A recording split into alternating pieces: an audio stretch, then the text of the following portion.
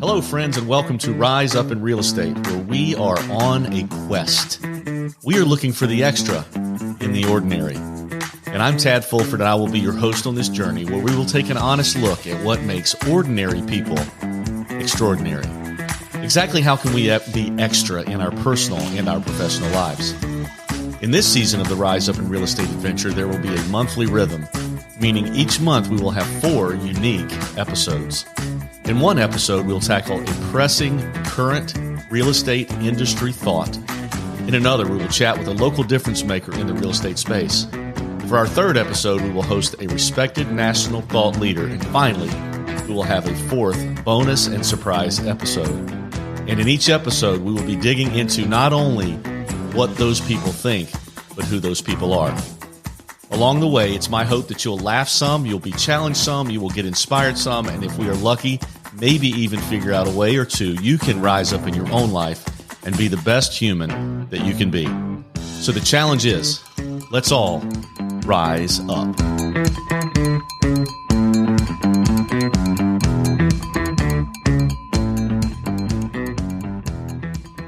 Hello, Rise Up Nation. I'm excited to have you here with us today.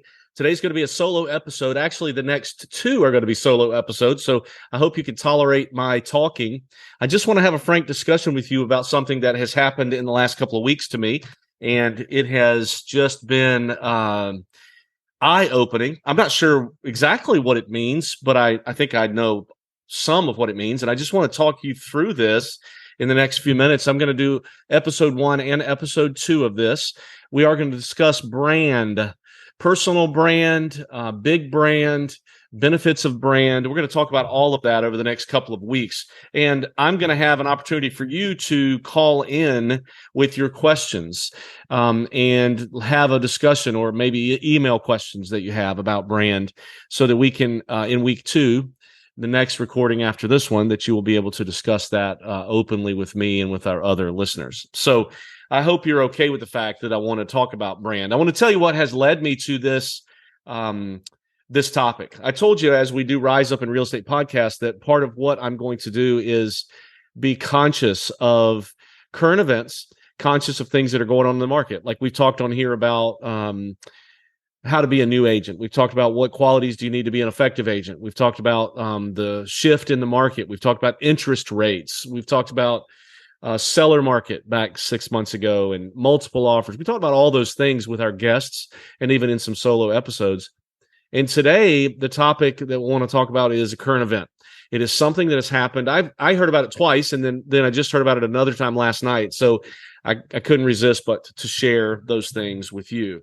It is come to my attention through a couple of things. I had saw a social media post not too long ago, maybe a week and a half ago, from a peer of mine, a colleague of mine, somebody that I really look up to and have learned from over the last year and a half since I've known her. She put a post on social media that said, we're going to make a big announcement coming up very soon. And so I got curious about that big announcement, obviously. And then she made the big announcement. And her big announcement was she was taking her independent team. She has a team of 100 people at an independent brokerage. It was her own brokerage, or she was with an indie brokerage. I'm not sure exactly. I don't know her that well, but she has a 100-person team, including staff and selling agents and herself. Just over 100 people. And she announced that she was taking her team to a brand. And just for her privacy, I'm not going to share the brand. You would be very familiar with it. It's one of the most recognized brands out there. And she took her team there and was super excited about it. Now, I thought it was interesting because I see, especially over the last, really since 2009, in my opinion, the market's been great since 2009. Since COVID, it's been incredibly great. Depend on your perspective, who you are and where you're making that comment from. But for real estate salespeople, it's been life-changing, or it could have been, the amount of transactions that have been done and the amount of money that has been made. So it's really, since 2009, things have been great. And I have seen over that period of time, a lot of people start their own shop, right? They've opened their own company. They've decided to go independent. They felt like their motivation was, it's something I've always wanted to do. I'm entrepreneurial. All the way from that motivation to, hey, I'm going to save some money because I'm not going to have to pay a brand for, and I don't want to pay for tools I might not use. So I'm going to go find my own. We all know, we've discussed on this podcast before, because I've done it, right? We've started several businesses, and we know that you don't start a business to save money.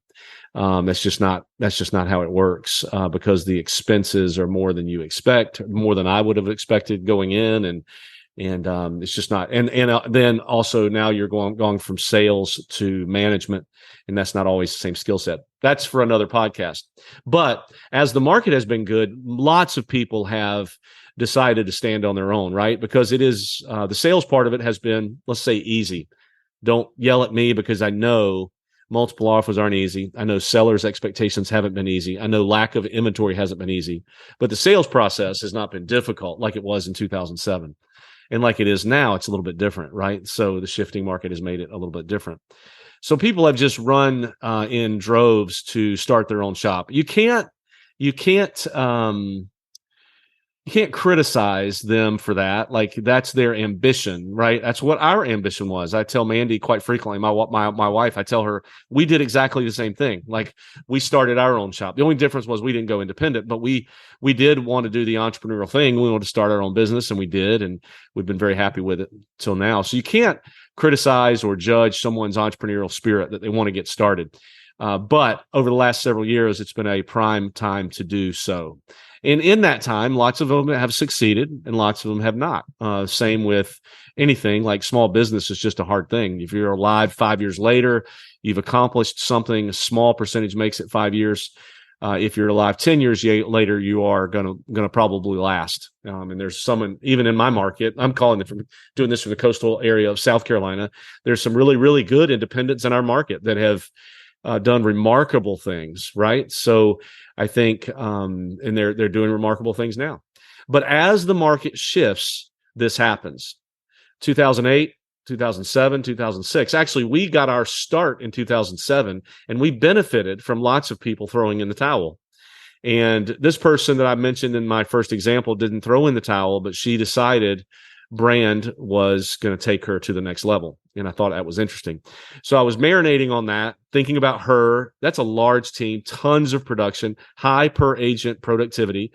You'd scratch your head and wonder, what does she need?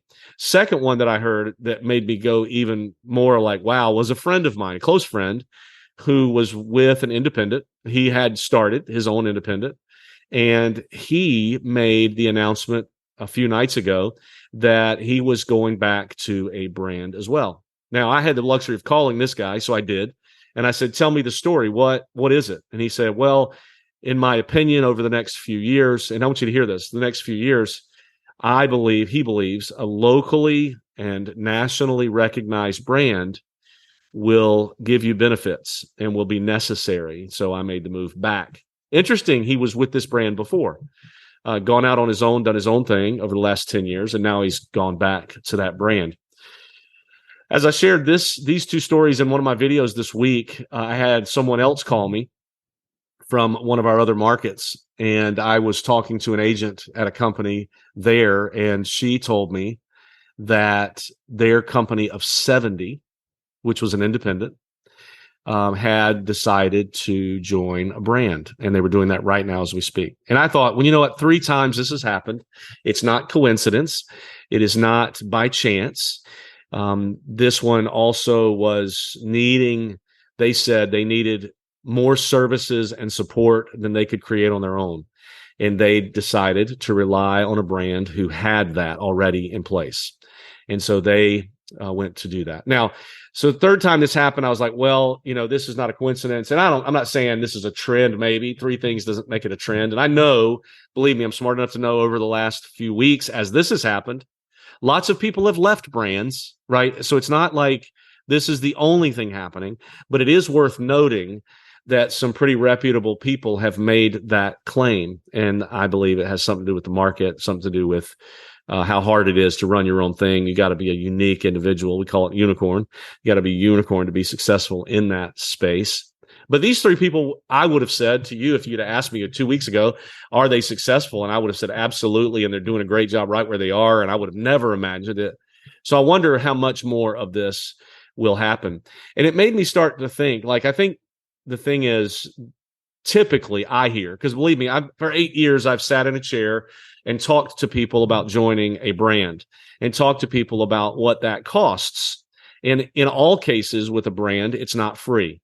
There are expenses, and you pay for the national recognition. You pay for the billboards, the systems. You pay for all of that stuff. And the idea is you don't have to go create it on your own. Some people aren't creators. Some people like the package that you can go and get it. And so you buy a franchise, you get all of that. And I know that it costs something, right? So I think it's ironic that these people in this marketplace, I think it's worth noting, I think it's worth paying attention to and asking yourself why. Why would they choose to do something that may cost them more? And I actually asked my friend that. I said, well, you're split. You don't control the split now. You're joining a brand. They control the split. I don't even like that word split, but they control how they pay you the commission. You don't control that anymore. And he said, I know. And I said, and the systems, you get the whole suite. Like, you don't get to pick and choose. You're going to pay for them all, right? And whether you use them or not. And in these brands, there's a lot of systems. And I don't know of any agents that use them all. He said, I'm very well aware of that. And I said, so why make this change? And he said, well, we're going to make more. We're going to sell more. We're going to produce more because of those very things that the brand offers.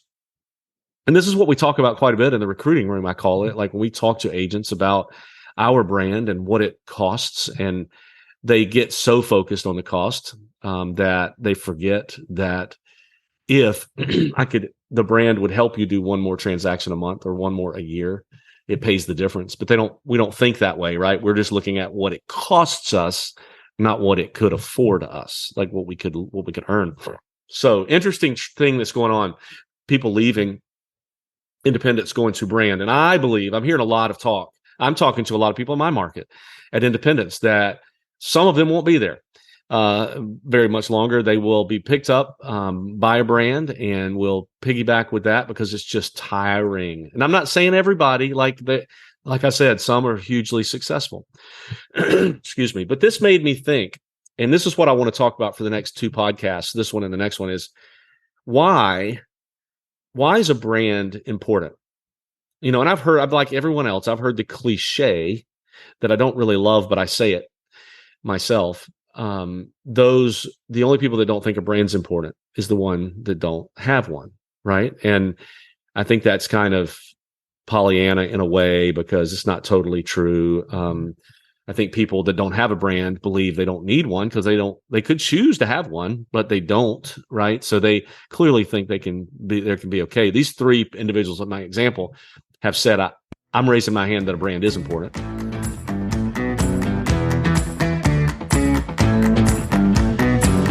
If you live or own property along the coast of South Carolina, you probably need insurance. We Insure Advocates is a locally owned independent agency with industry-leading service support. Our team of customer-centric agents can explain your coverage options and help you craft an insurance program that fits your needs and budget. Data-driven for better value, people-led for better service. That's the difference of we. For all of your property insurance needs, please find us at weinsureadvocates.com or call us at 843-491-6990.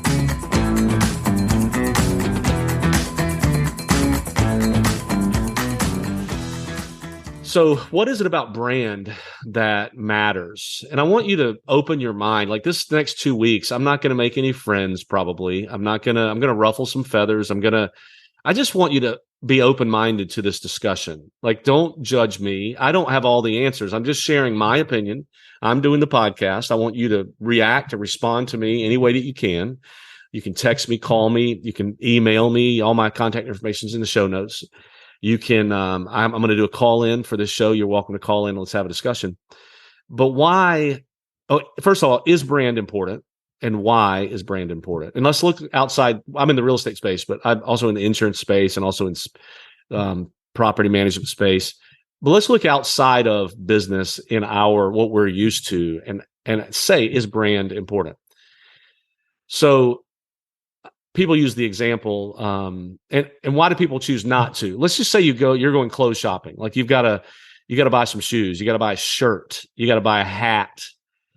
I want you to ask you, are you the person that buys the less expensive, non-branded one, or do you go with the brand? I mean, I'm sitting here this is ironic. I'm just doing this on the fly. You can't see, but I've got a branded shirt. I've got branded shorts, branded shoes. And it's not, you could say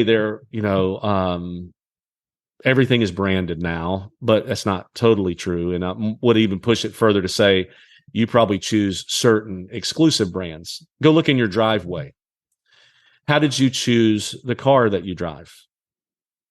I want you to think about the food that you eat. Like, let's just say maybe you don't like hamburgers, but you really want to go get a hamburger.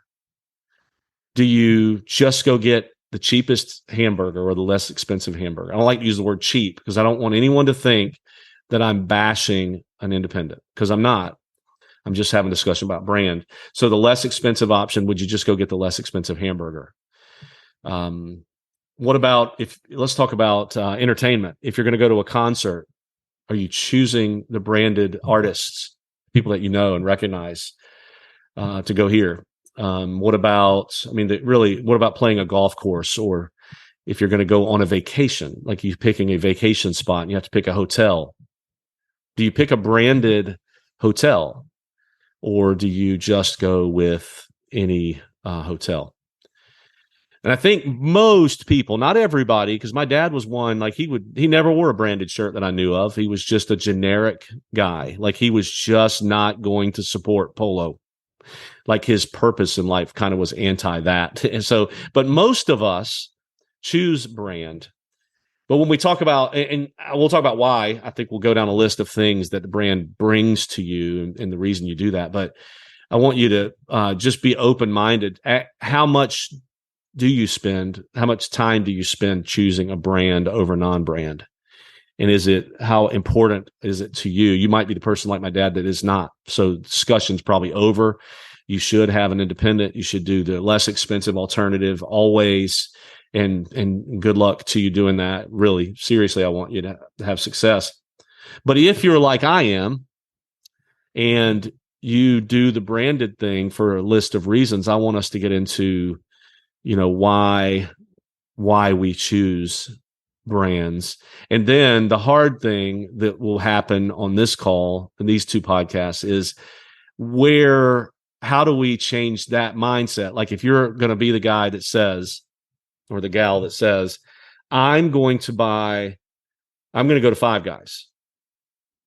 And I'm going to say why. And you're going to say, because I know how good that hamburger is. It has a reputation. It doesn't matter where I go. It's going to taste the same. I like the way they do their fries. And every time I go there, they do the fries the same way. Or if I say, hey, I'm going to buy a car, and I say, what kind of car are you going to buy? And you're quickly probably going to answer. You're not going to say the best deal. Most of us, you're going to say a Tesla, or you're going to say a Subaru, like what a generation, a Hyundai, or you're going to say GMC. I wouldn't ever have anything but a Ford or a Chevy. And the reason you answer that, I say, why? Why would you have those? Because I have had good experience with those in the past. I know the salesperson there. I have confidence in the product. I just believe that it's going to do what I need it to do, etc. If I ask you about clothes, I say, what kind of shirt would you buy if you could buy one right now? And you're not probably going to say the one I can find on Amazon for the lowest money, or you're probably going to say, I really like shirts from Express. That's not Tad, because Tad doesn't fit in Express clothes. But for the slimmer guys, I'm going to go to Express and I'll say, why? And you'll say, because I like the way they fit. I have good experience with them fitting. I've had them before. And I just don't, the idea is I don't want to worry about my choice. I don't want to stress out about it not being satisfactory to me. I want consistency. I want to know what I'm getting. Sometimes you'll buy a shirt and not even try it on. And why is that? because you've had them before and you know you can even order them online and you're confident. If you're a Stitch Fix fan, this is an interesting conversation, but you just get the stuff and you just wear it because they know your style, they know who you like, they know the brands that you prefer, and they just send you that stuff, right? So I think we can make we can all agree that brand is in that realm is important. And we make choice. And the reason you might want to argue one way, but I want you to evaluate your choices. Like even a hotel is a great one too. Like, do you take a chance on a hotel? Do you just go, I'm going to get the best, I'm going to go to Punta Cana. I'm going to get the best hotel rate I can get. I don't care what kind it is. I'm just going to go there. I don't think we do that. I think we just go to what we know. We go to Hilton. If you're a Hilton person, you go to Marriott. If you're a Marriott person, timeshare is a great example. Like you just buy a brand timeshare and you swap it, but you swap it within the brand. So I think our actions show us that brand is important, right? We act in a way such that brand's important. We might not argue that. We might try to explain it away because you know where this conversation is headed, but don't your actions say that? And it's because you don't want to be surprised. Like you've done this before. Like you said, let's give that hotel a shot. I've never heard of it. Let's give it a shot. Let's try that restaurant, right? We haven't ever gotten a hamburger from there, but I've heard things. Let's go try it. But it's outside your comfort zone. And how do you feel about it? Like, it's 50-50. You would never do it on a special occasion. You would probably only do it by yourself. Unless you're real like Jeff DeCleva, you're just a risk taker and you're a daredevil. You're going to do whatever it takes to travel. But most of us aren't going to take a chance when we're spending our hard-earned money on things. We're going to go with what we know. And that's what brand is about. So what I want to do, I'm not going to spend much more time talking about this because I want you to spend some time marinating on what I've discussed today. And next week, we will talk in depth about why we choose brands. And we'll also make the transition over to talk about real estate and what, if anything, what difference does it make in the real estate world? And that's when I want to have some discussions with you. And believe me, I know in every case, there's not only one way to do real estate. There's not only one model that works. Clearly, there's not only one brand that works. They're extremely successful independents. But I'm talking about not the outliers. I'm talking about just like you don't want to take a chance on a hamburger or a hotel, let's not take a chance on our career. And that's where we're going to get in our discussion as we go further along. So please, let's be open and talk about this. Let's argue about it in a positive way. Let's help me create some footholds in my own life about this. If I'm thinking about it the wrong way, I want you to help me discover what's right and what's wrong about what I'm saying, because I want to be open-minded to this, but I feel like there's a trend and there's something that's going to be happening over the next couple of months, years, maybe in our space that we all need to be aware of. And we need to hit it face on. Like I like to say, we need to go into the storm like a buffalo does instead of trying to run away from it, because we get through the storm faster if we face it. Eventually, if you run away, the storm will catch you. And buffalo knows that. And then as you walk with the storm, it's going to go longer and longer, right? But if you just head on and go through it, go into the storm, we will be in it less time and have less detriment. So let's have an open discussion about brand over the next 2 weeks. Give it some thought, marinate on it, ask yourself some hard questions, because this isn't personal development what this is all about, right? I hope you don't just listen to these podcasts and go, oh, that was fantastic. That was amazing. That was so entertaining. I hope you're asking yourself, what can I do to be different because of that? So let's have an open discussion, Rise Up Nation, about brand and what it means in general to us, and then what in the world we need to do with it in the real estate space. As a side note, some of you are thinking, I know it, what about Blockbuster? What about Sears? What about, those tried and true brands, Kmart, Walmart, Sam's? And then I say things like Netflix, Amazon, et cetera. Like that's part of this discussion as well. Because those brands went away. It wasn't just all about brand, right? It was interesting. They're replaced by another brand, but we'll talk about why why that happened a little bit, maybe, if you guys want to. So anyway, Rise Up Nation, thanks for your attention. This is an important topic, and I'm excited to have an open discussion about it. We will be with you next week to dig in a little bit further about why is brand important? Why do we choose it? And then how does it affect us in the real estate space? Until next time. Well, hey, that's a wrap, folks. Thank you so much for listening to Rise Up in Real Estate. If you liked hanging out with us today, please find us on Facebook, Instagram, and YouTube at Rise Up in Real Estate.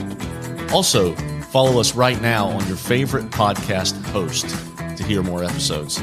We really appreciate you spending some of your time with us. And until next time, let's do each other a favor and all help each other rise up.